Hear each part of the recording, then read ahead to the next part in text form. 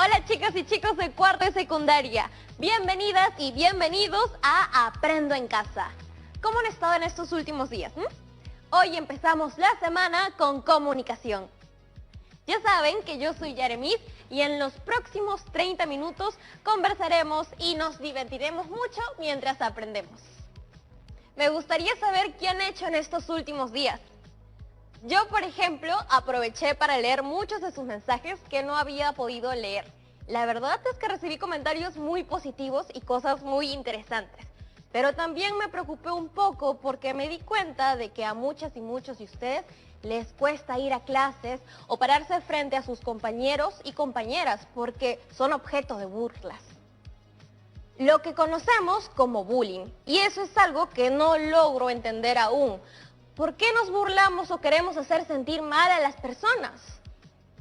Para eso, tengo algunas historias para compartir con ustedes.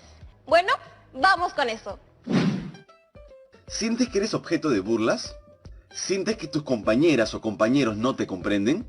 No te preocupes, ha llegado la Doctora Educación, el segmento para ayudarte con tus problemas escolares. Adelante, doctora.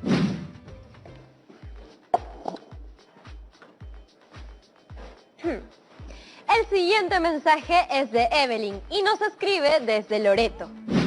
Hola, doctora Educación. Le escribo porque desde el año pasado algunos compañeros y compañeras se burlan de mí por usar anteojos y porque me sudan las manos cuando expongo frente a la clase. Eso hace que no me sienta motivada a aprender o a ir al colegio. Creo que prefiero quedarme en casa hasta terminar todos los años que me quedan. Hola, soy Pedro. Tengo 15 años y les escribo desde Sullana, en Piura. Quiero agradecerles por las cosas que he venido aprendiendo con Aprendo en Casa. Quería aprovechar este mensaje para contarles que cuando asistía al colegio no quería hablar con nadie y me daba terror que me tocara exponer frente a clase. Porque tengo frenillo al hablar. Ahora que tengo clases virtuales, el miedo y la burla no han parado. A veces pienso que sería mejor enfermarme, comer algo que me haga daño para no tener que asistir a clases. Evelyn y Pedro, muchas gracias por escribirnos y compartir sus historias. No se preocupen, que ahora veremos esos dos temas de todas maneras. Y para eso le damos fin a este segmento para darle la bienvenida a la profesora Julia Enríquez, que nos va a ayudar. Esto fue Doctora Educación, el espacio hecho para leerte, escucharte y aconsejarte sobre tus problemas escolares. Y recuerden, este espacio no tiene auspiciadores, así que solo llega gracias al cariño de la gente. Hola profesora Julia, ¿cómo está? Hola Yaremis. Bien, gracias. ¿Cómo están todas y todos por casa? ¿Cómo les fue en las vacaciones? Creo que todas y todos estamos muy bien, pero he regresado un poco preocupada, profe. ¿Qué ha pasado, Yaremis? Lo que pasa es que la semana pasada yo me dediqué a revisar algunos mensajes que me habían llegado y no había podido leer por tiempo. Y me di cuenta de que muchas chicas y chicos están teniendo problemas o han tenido problemas de bullying en sus clases. Algunos inclusive tienen esos problemas en sus clases virtuales. No me parece justo que algunas personas se burlen de otras simplemente porque parecen diferentes. Por eso me comuniqué con usted para saber qué podemos hacer frente a este tipo de situaciones. Lo que me comentas es un problema muy frecuente en nuestro país. Así que me parece perfecto abordar este tema y tratar de encontrarle una solución. Así que cuenta conmigo para la clase de hoy. ¿Qué haces, Yaremis? Empezando una manifestación contra el bullying. Es importante tener un punto de partida claro. Entonces, el bullying, también conocido como acoso escolar, es por donde empezaremos. Tenemos que encontrar la manera en que todas y todos se sientan aceptados, valorados y respetados por quienes son. No me parece justo que la gente sea objeto de burla. Coincido contigo, Yaremis. El bullying es una práctica cruel, ejercida por alguien que considera diferente a otra persona, y es terrible para quien lo sufre. Todas y todos merecemos el mismo trato. Hablemos sobre uno de los casos que mencionaste anteriormente, el de Pedro. Sobre eso quisiera plantear las siguientes preguntas. ¿Por qué un chico de 15 años siente que es preferible arriesgar su salud a exponer su manera de hablar frente a sus compañeras y compañeros del colegio? ¿Por qué algunas y algunos estudiantes no le brindan seguridad y aceptación a este chico tal y como es? ¿Por qué hay quienes prefieren maltratarlo? Son preguntas complicadas de responder, profe. No estoy segura de mis conocimientos. Creo que necesito informarme un poco mejor. Pero de lo que sí estoy segura es de que el bullying es negativo. Ahora hay que dedicarnos a encontrar una manera de ayudar a Evelyn y a Pedro. Y para hacerlo debemos entender un poco más sobre esta situación. Entonces, te propongo el siguiente reto.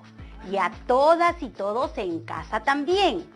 Durante esta semana vamos a trabajar en comprensión de esta problemática a través de la lectura de un texto para profundizar sobre el tema. Luego, durante la siguiente semana, elaboraremos un texto expositivo. Ese será nuestro reto final. ¿Pero de qué tratará el texto que haremos?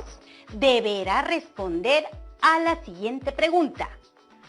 ¿Qué hace falta para descubrir hasta qué punto todas y todos somos diferentes y ver que eso más bien es valioso y positivo? Esto para ver que esta diferencia es más bien valiosa y positiva. ¿Y este texto nos ayudará a encontrar la receta para poco a poco acabar con el bullying? Pensemos que los ingredientes de esta receta están en el texto y los encontraremos al analizar la lectura. ¿Qué te parece? Listo, profe, a cocinar, a leer, para conocer qué nos hace falta para darnos cuenta que todas y todos somos diferentes y que eso es algo positivo y valioso por entender. ¿Qué crees que debemos tener en cuenta para encontrar una respuesta al bullying? Podemos empezar buscando fuentes de información confiable en Internet. Por ejemplo, un estudio científico es una fuente confiable porque tiene estadísticas y cifras que pueden complementar la información. Muy buena decisión, Yaremis. Es un poco distinto a lo que hemos venido analizando últimamente.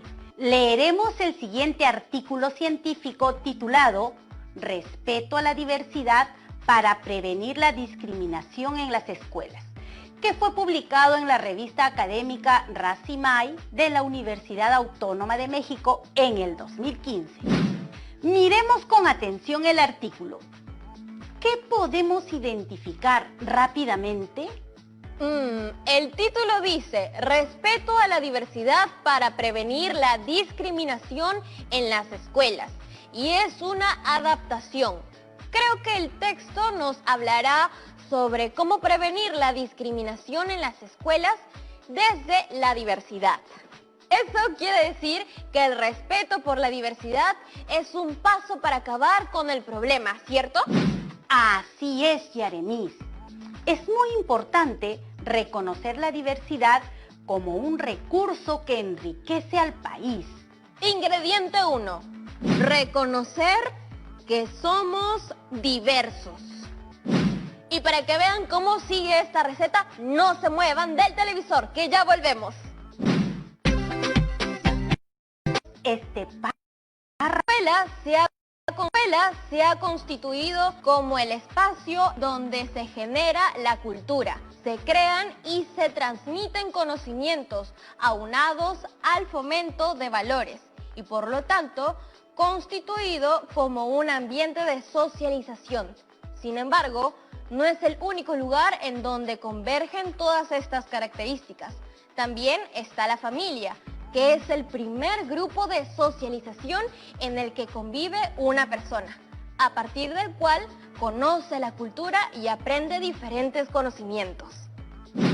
A ver, Yaremis, ¿qué entendiste del texto que acabas de leer? De arranque le digo que ha parecido medio difícil de entender, en verdad. A ver, Yaremis, ¿Por qué lo has sentido difícil? Porque creo que no conozco mucho sobre el tema y bueno, por el tipo de lenguaje que utiliza, parece como sacado de una enciclopedia. Por ejemplo, ¿qué quiere decir la palabra convergen? A ver, a partir del contexto, ¿qué podría significar? En la primera oración se lee que la escuela es un lugar donde se va formando la cultura. Se aprende conocimiento, valores y termina diciendo que también es un espacio de socialización. Luego usa un conector, sin embargo, lo que significa que se va a decir algo opuesto a la idea anterior. O sea, eso no ocurre solamente en los salones, sino también en la familia. Entonces, cuando utilizan la palabra convergen, imagino que quiere decir que es lugar donde ocurren todas esas cosas. Excelente manera de llegar al significado de una palabra que no entiendes del todo. Has podido reconocer la relación lógica que hay entre estas dos ideas. Pero si aún te quedan dudas, siempre es bueno recurrir a un diccionario. A ver, abre el tuyo, Yaremis. Y a ustedes en casa, si tienen uno, también busquen el significado de la palabra convergen. De acuerdo al diccionario de la Real Academia de la Lengua, tenemos dos acepciones o significados que podemos usar, en este caso, para la palabra converger. 1. Dicho de dos o más líneas, tender a unirse en un punto. Y 2. Coincidir en la misma posición ante algo controvertido. Entonces no estaba tan lejos de entender. Ya sé que cuando no conozco una palabra, puedo encontrar su significado por el contexto que rodea a esa palabra. Otra cosa que veo en el texto es que ese párrafo es una introducción, ¿cierto? ¿Y para qué crees que sirve una introducción? Para adentrarnos un poco en el tema que estamos por leer. Muy bien. Ahora leamos esta introducción y resaltemos cuál es la idea principal. Dice que en la escuela se genera cultura, se crean y transmiten conocimientos, se fomentan valores y es un ambiente de socialización en el que conviven las personas. Y a partir del cual se conocen culturas y conocimientos diferentes. ¡Asu! Eso no es una idea principal, más bien parece que me leí todo. La idea principal de un texto no siempre estará de manera explícita. ¿Qué pasa cuando no está tal cual? Pues la deducimos a partir de lo leído. Es decir, tenemos que construir la idea que resuma y contenga lo anterior. A ver, voy a reformularla. La escuela y la familia son dos espacios de socialización donde las personas conocen la cultura y aprenden diferentes conocimientos y valores. Y ya sé, creo que ese es otro ingrediente a tener presente. La escuela es un espacio para que intercambiemos cultura y aprendamos nuevos valores y conocimientos. Muy bien, esa es la idea principal. Y llegaste a ella a partir de tu pensamiento deductivo. Les recomiendo a todas y todos que anoten su idea principal, porque ese ya es un aporte que ustedes le están haciendo a la lectura y no lo encontrarán en el texto. Siempre es bueno tenerla presente a un lado a manera de sumilla. Sigamos con el texto. El concepto de discriminación ha ido cambiando a lo largo del tiempo, de acuerdo al contexto, a la evolución de las sociedades, a los acontecimientos que generan un cambio en la percepción de las sociedades humanas y de la constitución misma del ser humano. La discriminación es una forma de violencia que deriva en otros tipos de violencia en la esfera social y en cada uno de los espacios que la conforman. Familia, escuela, trabajo, etc. Dentro del contexto escolar, la discriminación puede estar presente en las políticas educativas, el currículo, en la gestión de aula, en las relaciones que se establecen entre los actores de la comunidad educativa, directivos, docentes, padres de familia y o estudiantes, etc. Muy bien, Yaremis. ¿De qué trata el texto que acabas de leer? Claramente he entendido que el concepto de discriminación no es el mismo que antes porque el concepto varía conforme vamos evolucionando como sociedad. Lo que no me quedó muy claro fue esa frase que dice: a los acontecimientos que generan en la percepción de las sociedades humanas y de la constitución misma del ser humano. ¿De quién crees que se está hablando en esta oración? ¿Cuál es el sujeto en la oración? La discriminación. Muy bien. Entonces, ¿qué quieren decir las autoras de este texto?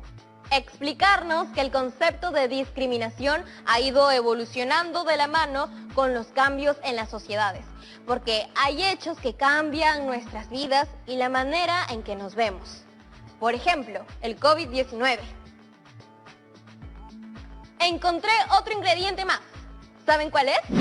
Así como los seres humanos y las sociedades, los conceptos y términos también evolucionan. Revisemos el texto nuevamente. ¿A qué se refiere con la discriminación? Es una forma de violencia que deriva de otros tipos de violencia en la esfera social y en cada uno de los espacios que la conforman. Familia, escuela, trabajo. Que la discriminación es violencia y que la violencia puede provocar más violencia y afectar espacios como el colegio, el trabajo y la familia. Muy bien, Yaremis. Ese también podría ser otro de tus ingredientes, ¿no? Claro, reconocer la discriminación como un tipo de violencia. Sigamos leyendo el texto que ya me emocioné. En la mayoría de las culturas enseñan a clasificar a las personas, una actividad que debería ser exclusiva para los objetos. A nivel cognitivo, una de las creencias que existe sobre las personas es precisamente esa, tratar al ser humano como objeto. Por eso, para algunas personas y para algunos contextos, es tan fácil clasificar, tratar con inferioridad, ejercer violencia física, etc. Porque es común asociar la idea anterior que las personas no sienten o no les duele, si las golpean o si ejercen otros tipos de violencia contra ellas.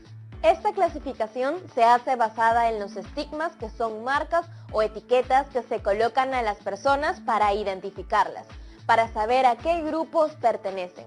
Una vez colocada la marca, el estigma se clasifica y entonces se inicia el proceso de discriminación. ¿Qué crees que quiere decir el texto cuando asegura que el clasificar debe ser una actividad exclusiva para los objetos? El texto afirma que nos enseñan y crecemos viendo a las personas como cosas, como objetos, y esto trae como consecuencia que muchos de nuestros tratos no sean humanos. Digamos, que no tengan esa cuota de sensibilidad ni empatía hacia los demás. Así es, Yaremis. Las personas no somos como objetos, somos seres que sienten. ¿Y a qué crees que se referirán cuando utilizan la palabra cognitivo en la oración? Lo cognitivo tiene que ver con la mente y el intelecto. Entonces, si intento sacar la idea central del último párrafo, quedaría de la siguiente manera. A nivel de la mente hay una creencia que es ver a las personas como objetos. ¡Excelente, Yaremis!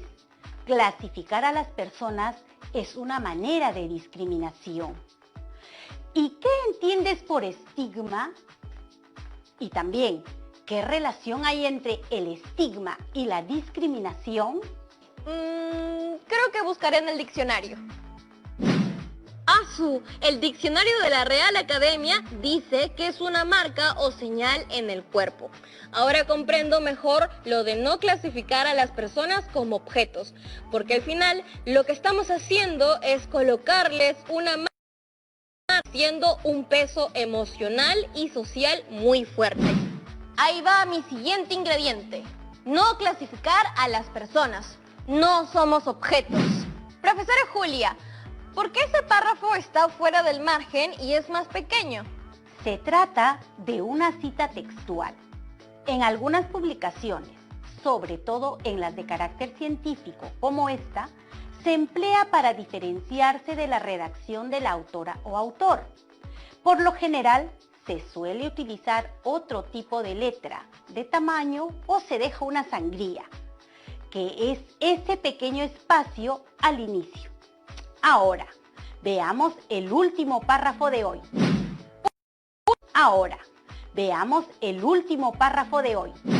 Última leída. La interculturalidad modifica este tipo de pensamientos y conductas por otras que integran alteridad, valores, atención a la diversidad, paz, etc., como procesos educativos y culturales, como formas de prevenir y atender los diferentes tipos de violencia. Es una respuesta a la satisfacción de necesidades básicas de todas las formas de vida. En el área educativa, la interculturalidad ayuda a traducir estos mundos de vida de estudiantes, docentes, etc. Traducción necesaria para poder convivir. También se puede comprender por qué existen exclusiones dentro del aula creadas por los estudiantes o por el propio docente. En base a este último párrafo, te pregunto, ¿qué crees que es interculturalidad y qué tiene que ver con la discriminación?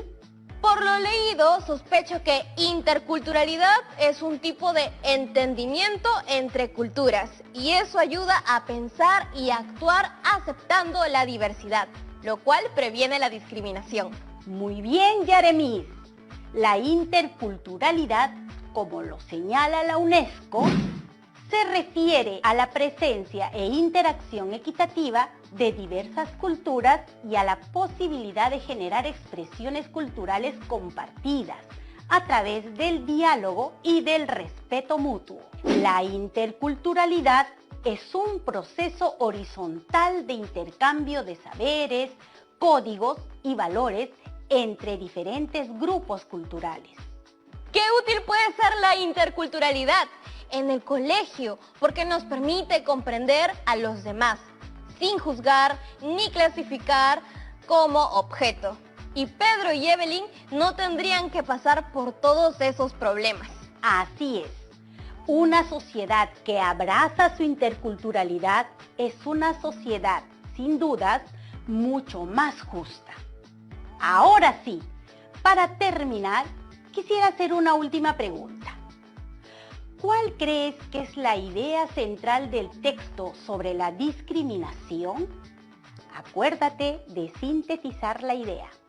A ver, la discriminación es una forma de violencia justificada por la creencia de que las personas son objetos. Una forma de acabar con este tipo de violencia es a través de la interculturalidad, donde se respeta la diversidad y entendamos que nos enriquece. Muy bien empleada tu capacidad de síntesis en la idea. Pero, ¿no te olvidas de algo? Así es, profesora Julia. Un ingrediente más. Reconocernos, aceptarnos y así convertirnos en una sociedad intercultural. Excelente, Yaremis. Eso ha sido todo por hoy. ¡Qué bien lo que hemos aprendido, profesora Julia! Yo tengo una receta buenaza para combatir el bullying y cualquier tipo de discriminación. Para combatir el bullying debemos seguir la siguiente receta. 1. Reconocer que somos diversos. 2.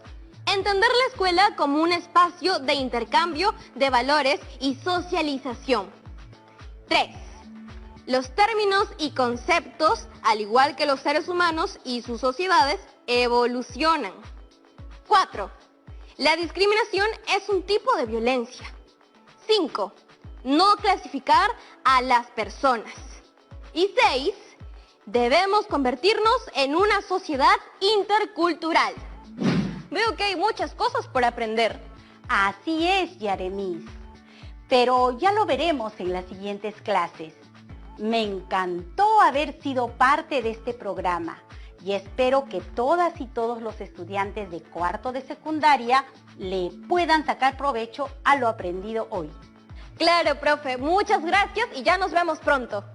Hemos ejercitado nuestra capacidad de comprender textos a través de la lectura de un artículo científico. Con ello, hemos logrado inferir significados y reconocer la idea principal. Por ahora les dejaré el siguiente reto. Elaboren una relación de situaciones que han observado dentro de sus clases y que consideren que pueden ser discriminatorias. Para ello, utilicen el siguiente formato. Un cuadro con dos columnas. A la izquierda colocan las situaciones que observan en clases que sean discriminatorias. Y en la columna derecha tratan de analizar por qué se dan o cuáles podrán ser las razones para que existan.